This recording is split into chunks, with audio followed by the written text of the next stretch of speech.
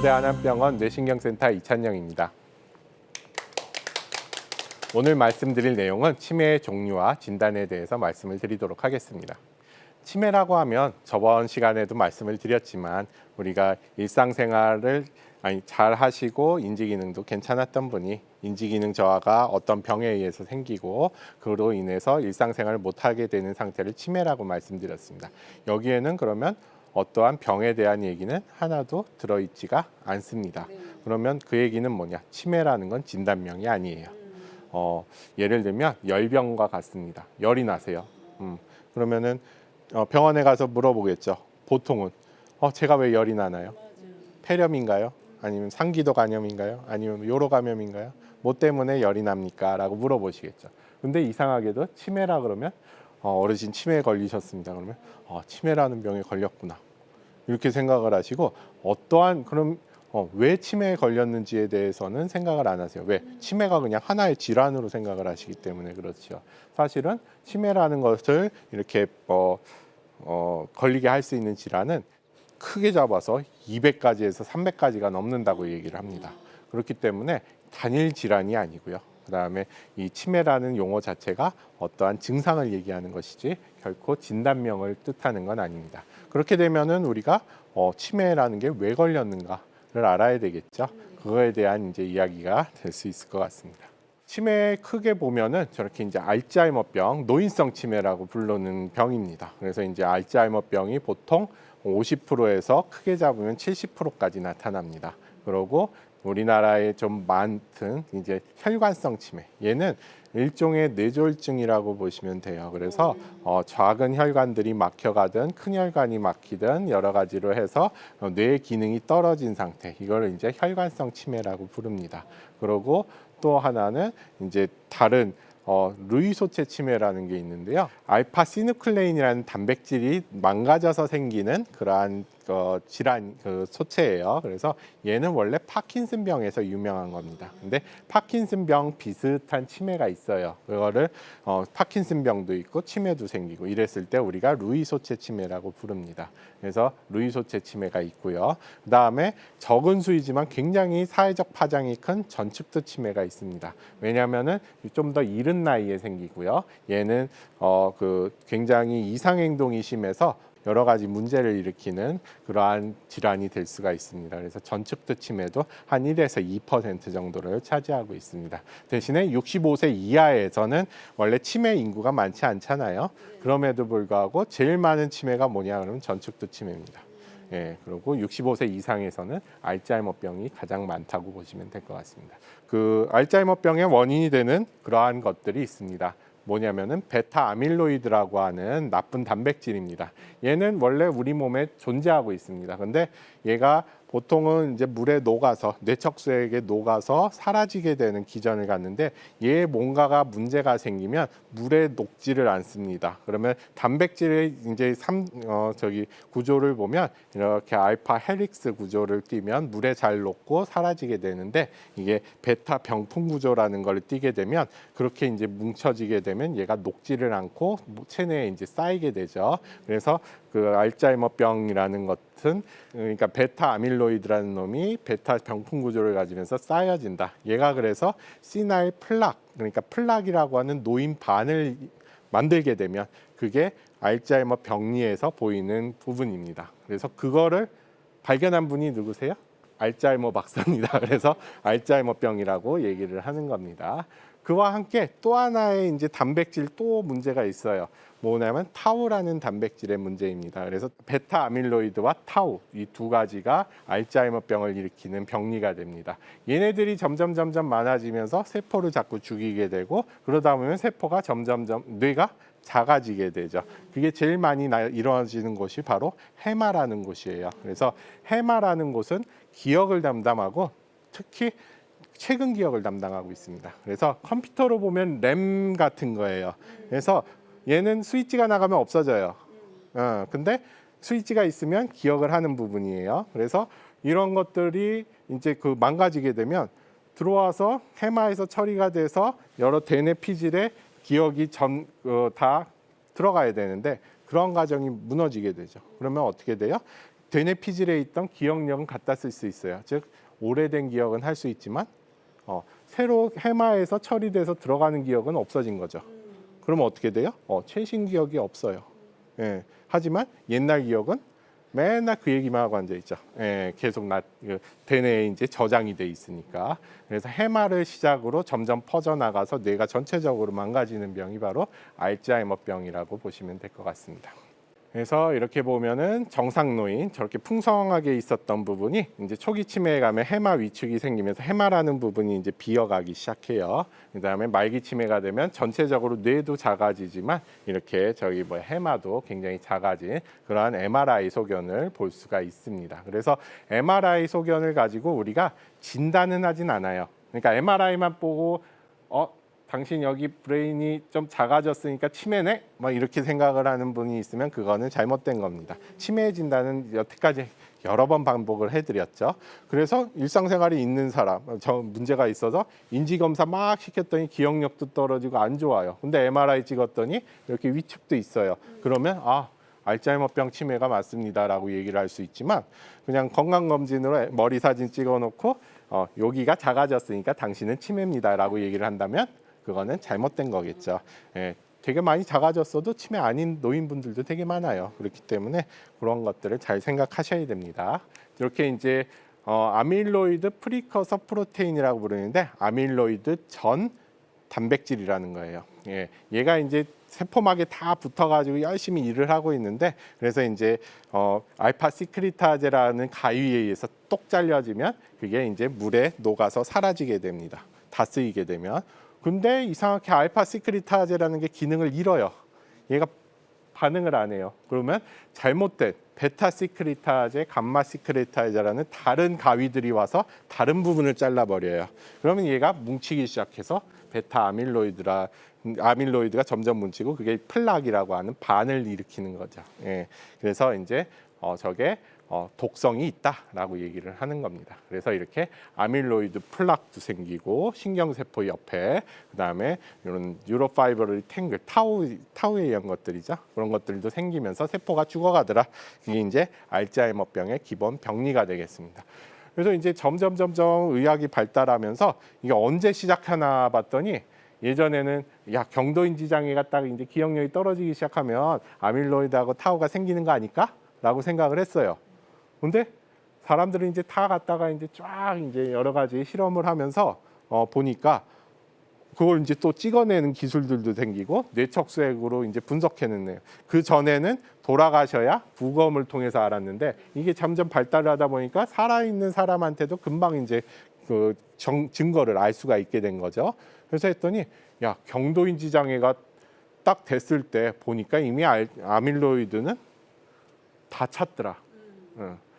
이게 다 차고 나타나는 거야, 이제 병이. 그 전에 생길 때는 모르고 사는 거야. 이게 이제 한 40대부터 시작하더라.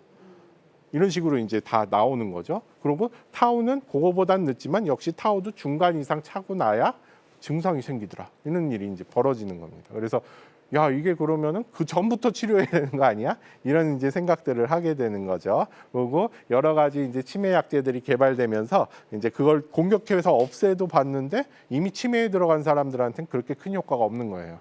그러면 그 전에 아예 기억력 떨어지기 전에 해보자 막 이렇게 되는데 그런 건 또 윤리적으로 문제가 생겨요. 왜? 건강한데 여기다 대고 당신은 치매에 걸릴 것 같으니까 약을 해보자 라고 얘기를 하면 윤리적으로 문제가 생기죠. 어쨌든 간에 점점 그 연구를 해보니까 이게 40대, 50대에 벌써 시작을 하더라. 그러고 70대, 80대 가서 발병을 하는 거다. 이런 것들이 다 알려지게 됐습니다.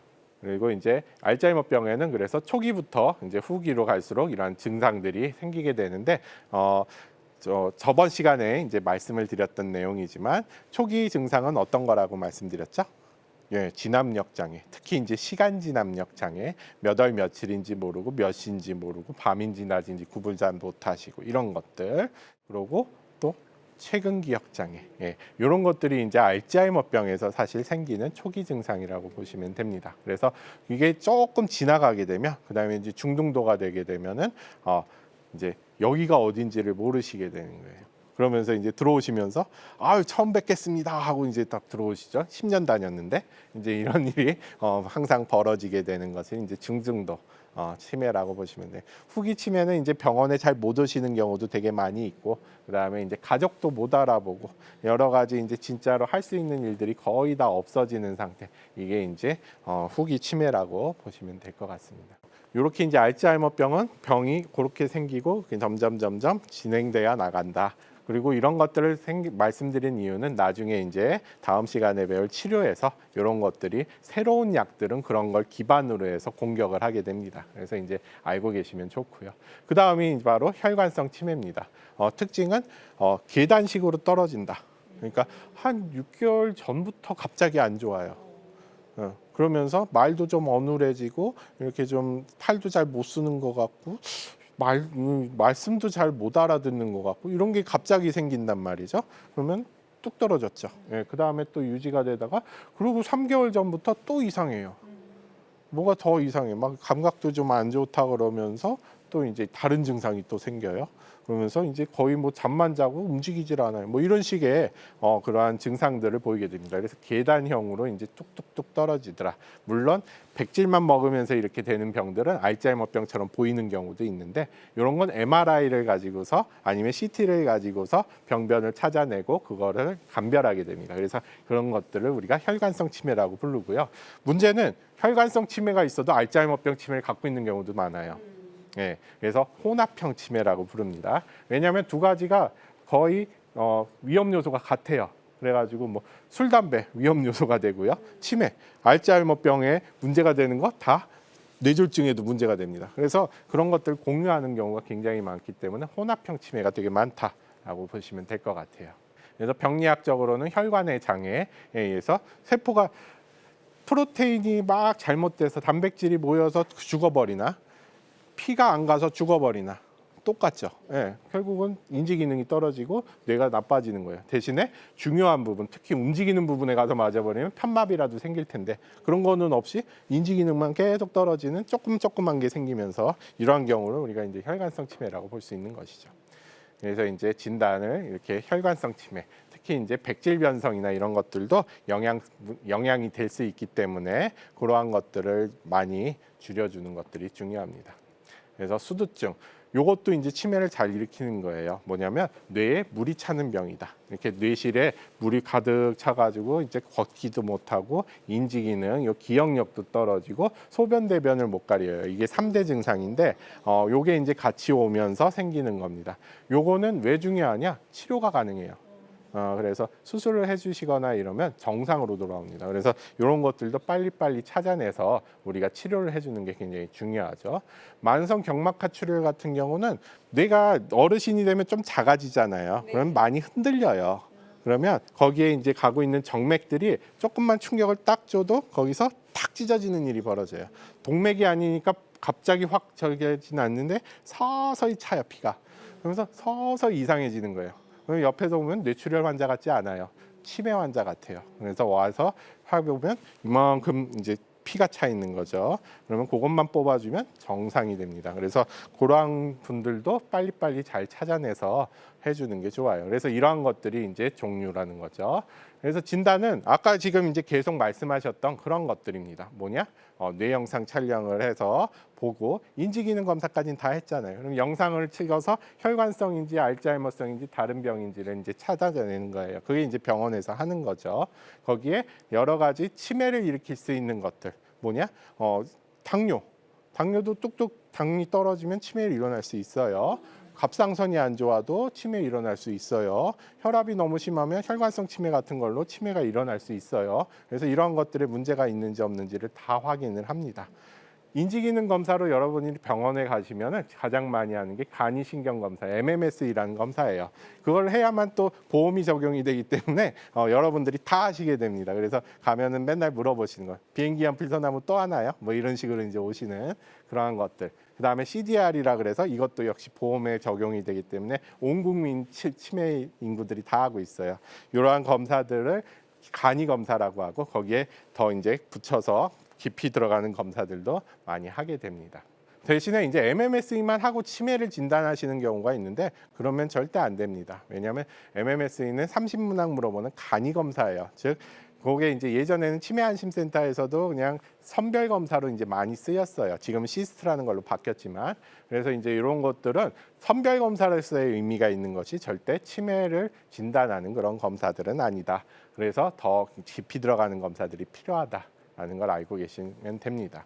CDR이라는 거는 치매가 어느 정도에 와 있는지 단계를 알려주는 검사예요. MMS라는 건 어느 인지 기능이 떨어졌는지를 보여주는 거서 그래서 두 가지를 세트로 가장 많이 하게 됩니다. 자, 아까 말씀드렸듯이 치료 가능한 치매들이 굉장히 많습니다. 그러면 그런 것들은 빨리빨리 찾아내서 얼른 없어져야 되겠죠. 우울증, 알코올성 치매 이런 것들은 어느 정도까지는 다 잡아내면 우리가 좋아지게 만들 수가 있어요. 물론 알츠하이머병 이런 거는 진짜로 있다고 하면 그건 이제 점점 나빠지시겠지만 결국 찾아낼 수 있는 치매들을 빨리빨리 잡아내는 것, 이게 바로 병원에 오셔서 검사를 하는 것의 가장 큰 이유입니다. 두 번째는 정확히 진단해서 적절한 약을 쓰는 거겠죠. 예.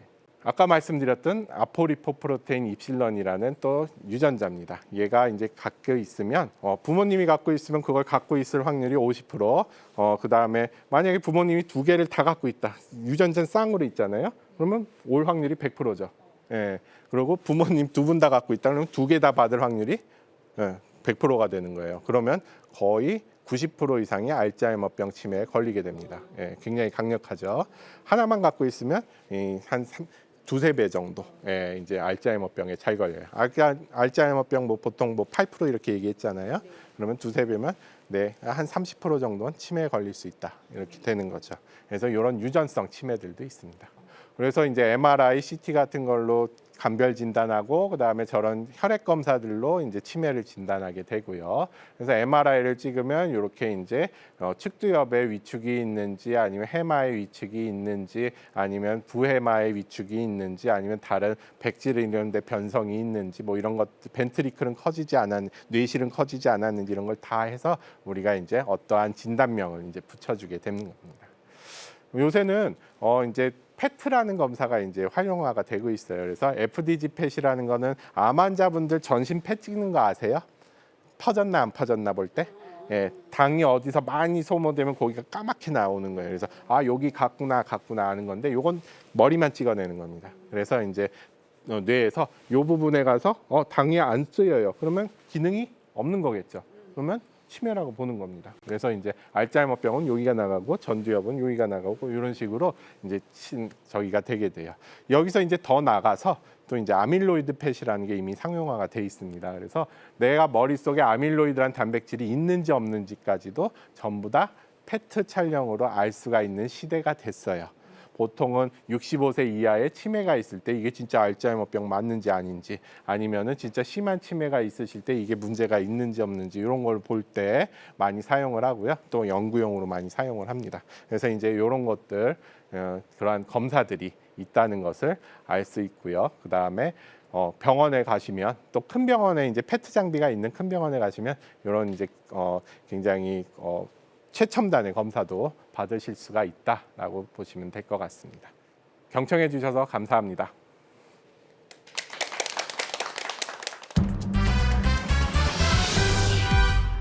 네, 교수님. 오늘도 이렇게 치매에 대해서 다양히 알아볼 수 있는 시간이었던 것 같습니다. 그런데요, 어머님 질문 있으신 것 같아요. 맞죠?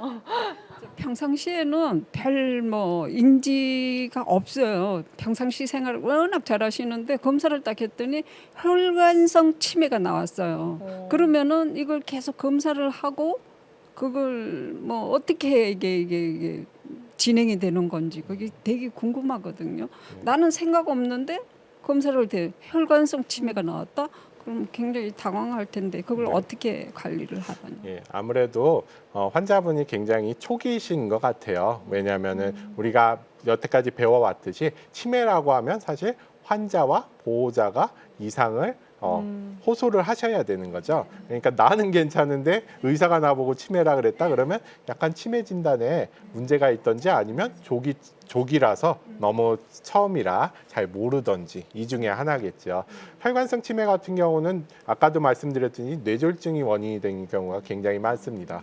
뇌졸중이라는 건 원래 반복적으로 생기죠. 그래서 우리가 2차 예방을 위해서 항혈소판제라는 걸 먹게 되고 고지혈증 약도 혈관을 위해서 먹게 되고 이러한 분들이 많이 계시리라고 생각합니다. 그 얘기는 뭐냐? 뇌졸중이 계속 반복해서 생기면 혈관성 치매가 점점 악화된다고 보셔야 되겠죠. 그렇기 때문에 치매 검사를 주기적으로 하시면서 그러한 뇌졸중 같은 게 생기지 않도록 2차 예방을 꾸준히 해주시는 것, 이게 굉장히 중요하다고 볼 수가 있습니다. 그래서 이런 위험성이 확인이 되었다고 하면 의사와 같이 상담하셔서 적절한 치료를 받으시고 주기적으로 검사를 받으시는 게 큰 도움이 될 수 있을 것 같습니다. 네, 이번 시간에도 다양한 치매 종류와 또 진단에 대해서 알아보는 시간 가졌는데요. 교수님, 시청자 여러분들께서 오늘 강연 중에서 기억하였으면 좋을 한 가지 어떤 게 있을까요? 치매는 단 한 가지 질환이 아닙니다. 치매라는 것도 질환이 아니죠. 말씀드렸듯이 증상입니다. 그러면 우리 어머님이 치매라 그러는데 우리 아버지가 치매라 그러는데 그러면 의사 선생님한테 당연히 질문을 해야 되겠죠. 우리 어머니가 왜 치매에 걸리셨나요? 왜 치매 상태가 되셨나요? 그러면 의사 선생님이 답변을 해주실 겁니다. 알츠하이머병이 있으셔서 그랬습니다. 아니면 혈관성 치매가 있으셔서 그랬습니다. 아니면 루이소체 치매가 생겨서 그렇습니다. 이러한 얘기들을 아마 해주실 겁니다. 그래서 그 정확한 진단명을 잘 숙지하시고 그 치매에 맞게 또 치료법이나 아니면 이렇게 대처하는 방법들이 다르기 때문에 그런 것들을 좀 생각하시면 환자분들을 요양시키기에 아니면 보존적으로 잘 모시고 살기에 큰 도움이 될 수 있을 거라고 생각합니다. 네, 치매에 관한 다양한 지금 주제로 강연을 해주시고 계시는데요. 저는 다음 강연이 정말 기대가 돼요. 교수님, 어떤 주제예요? 네, 다음 강연은 치매 치료에 대한 말씀이 되겠습니다. 그래서 우리가 이제 치매 치료에 있어서 계속 발전하고 있기 때문에 그러한 내용까지도 한번 살펴보도록 하겠습니다. 즐거운 강연이 될 것 같은 그런 네. 기분이 드는데요, 교수님. 감사합니다. 네. 함께해 주신 시청자 여러분 고맙습니다. 오늘도 주님 안에서 승리하는 하루, 건강한 하루 보내시고요. 저희는 다음 시간에 인사드리겠습니다. 감사합니다. 이 프로그램은 여러분의 미디어 선교 후원으로 제작되었습니다. 선교는 사명, 후원은 동역. 당신도 복음을 전할 수 있습니다. 선교 후원 02-6333-1003번